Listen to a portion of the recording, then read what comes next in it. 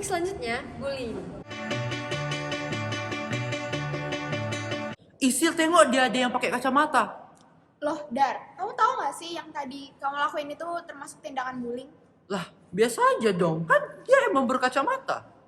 Iya, emang menurut Kemen PPPA, Kementerian Pemberdayaan Perempuan dan Perlindungan Anak, bullying adalah segala bentuk penindasan atau kekerasan yang dilakukan dengan sengaja oleh orang-orang yang merasa berkuasa terhadap orang-orang yang lemah dengan tujuan untuk menyakiti secara terus-menerus. Tapi tahu nggak sih, yang tadi itu nyakitin dia nggak? Omongan yang kita anggap sepele tadi itu nyakitin dia nggak sih? Nyakitin dia secara psikis nggak sih? Karena kita tuh nggak pernah tahu kondisi dan keadaan seseorang. Misalnya dia lagi punya masalah di rumah atau di sekolah, dan gampangnya kita nambahin masalah dia dengan omongan yang kita anggap sepele. Terus kita juga nggak tahu seberapa kuat kesehatan mental seseorang. Karena kesehatan mental seseorang itu beda-beda. Ada yang dibilang gini, dia anggap itu bercanda, ada juga yang dibilang gini, langsung sakit hati. Nah, berarti supaya kita tahu apa yang kita namakan bercanda atau kita iming-iming sebagai bercanda itu ternyata bully, itu berarti kita harus tahu dulu dong jenis-jenis bully dan apa sih contohnya? Nah, jenis bullying ini tuh secara umum ada 3. Yang pertama ada bullying verbal atau yang biasa terjadi dan nggak sadar kita lakuin. Bullying verbal ini berupa intimidasi seperti hinaan, ejekan. Contohnya kayak bilang gendut, hitam, jelek. Nah, bullying fisik ini juga jatuhnya ke body shaming karena biasanya mencela secara fisik. Atau juga masalah gender. Anak cowok yang sering main sama cewek dibilang terlalu feminim, atau anak cewek yang sering pakai baju yang tomboy atau baju-baju kayak anak laki-laki sering dibilang tomboy atau terlalu boys. Mau nebak deh, pasti selanjutnya itu bully secara fisik, ya gak sih? Karena secara di Indonesia ya itu banyak kali kasusnya.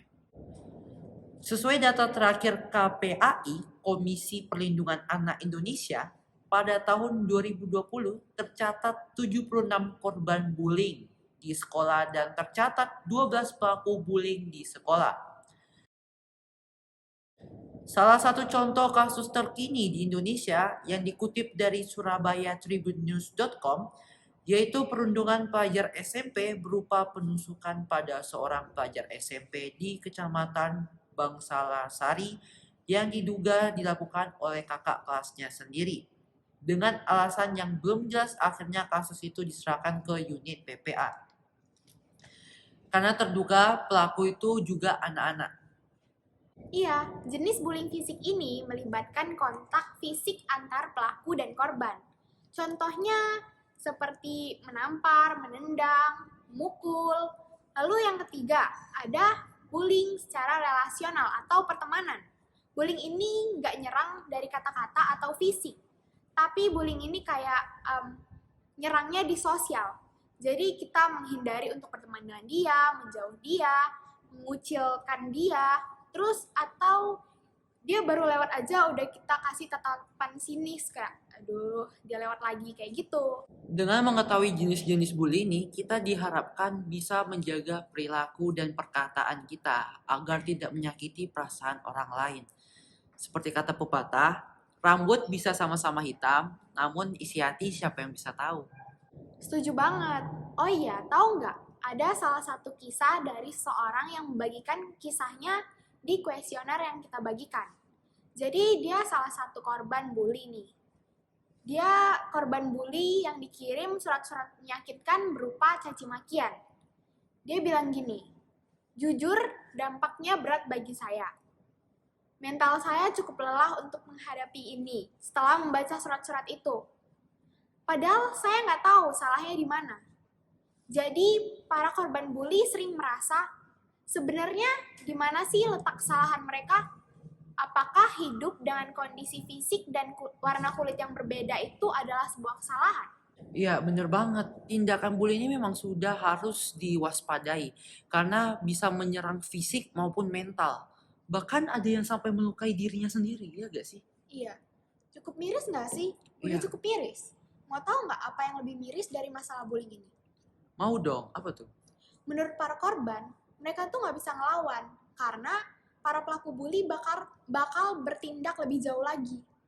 Bahkan apalagi kalau misalnya mereka udah ngelapor tapi penerima laporan ini nggak bertindak. Jadi menurut mereka hanya bisa menerima bulian tanpa bisa melawan atau melapor. Wah, terus kalau gitu gimana dong solusinya? Nah, sanksi dan solusinya bakal kita bahas di sesi curcol. Ya, jadi nanti kan curcol kami. Dan topik yang terakhir adalah pornografi. Data menunjukkan 90% anak sudah terpapar pornografi pada usia 11 tahun. Kemajuan teknologi saat ini membuat para remaja mudah untuk mengakses dan menonton konten pornografi, sehingga menjadi candu. Kita akan membahas tuntas apa saja dampak dari pornografi. Kita akan mulai dari pengertiannya terlebih dahulu. Menurut UU nomor 48 tahun 2008, tertulis pornografi adalah gambar, sketsa, ilustrasi, foto, tulisan, suara, bunyi, gambar bergerak, animasi, kartun, percakapan, gerak tubuh, atau bentuk pesan lainnya yang melalui berbagai bentuk media komunikasi dan atau pertunjukan di muka umum yang memuat kecabulan atau eksploitasi seksual yang melanggar norma kesusilaan dalam masyarakat. Kondisi yang mendorong seseorang untuk menonton pornografi adalah karena bosan, kesepian, marah, tertekan, lelah. Nah, bagi kalian yang suka dengan hal-hal pornografi dan menganggap itu adalah hal yang sudah biasa dilakukan, sebenarnya kalian tuh nggak ada bedanya loh dengan pecandu rokok. Kalau merokok menyerangnya paru-paru, pornografi ini nyerangnya otak. Pornografi juga bisa menjadi candu dan mengakibatkan penyusutan jaringan otak yang lambat laun, otak akan mengalami pengecilan, serta kerusakan pemanen.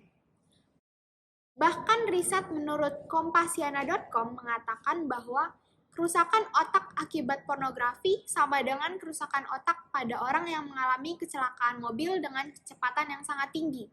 Saking sebegitu buruknya. Jadi kita bisa mengetahui seseorang itu pecandu pornografi atau tidak dari ciri-cirinya.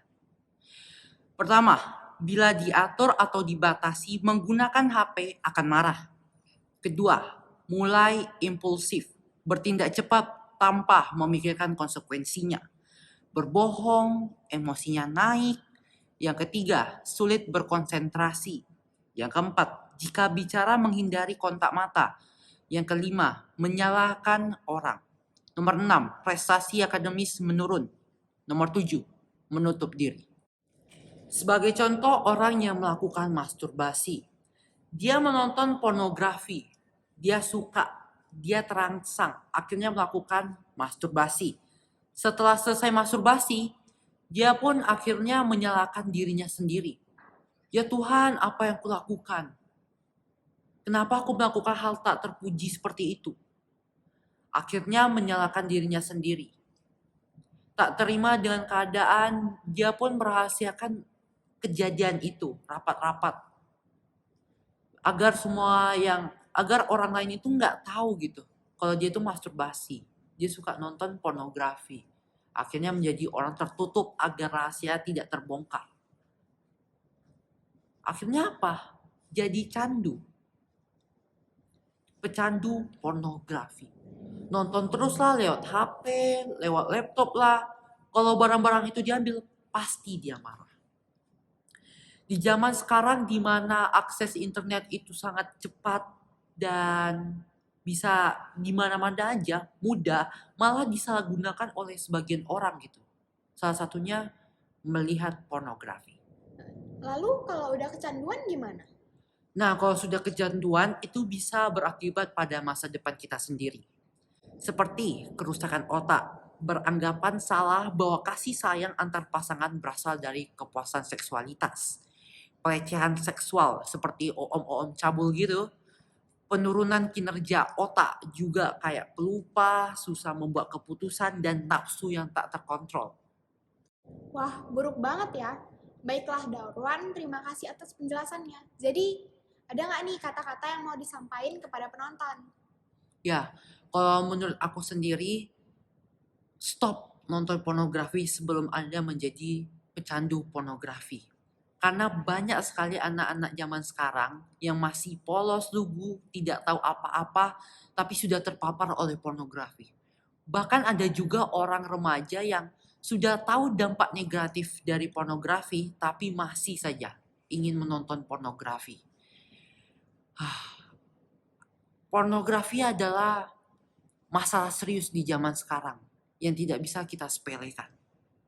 Nah, untuk teman-teman yang penasaran tentang topik-topik talk show kita, boleh langsung dicek link description di box di bawah ya. Dan untuk permainan berhadiah kita, langsung boleh banget follow Instagram kami @socialdan on Instagram. Terima kasih and enjoy the show semuanya. Bye-bye!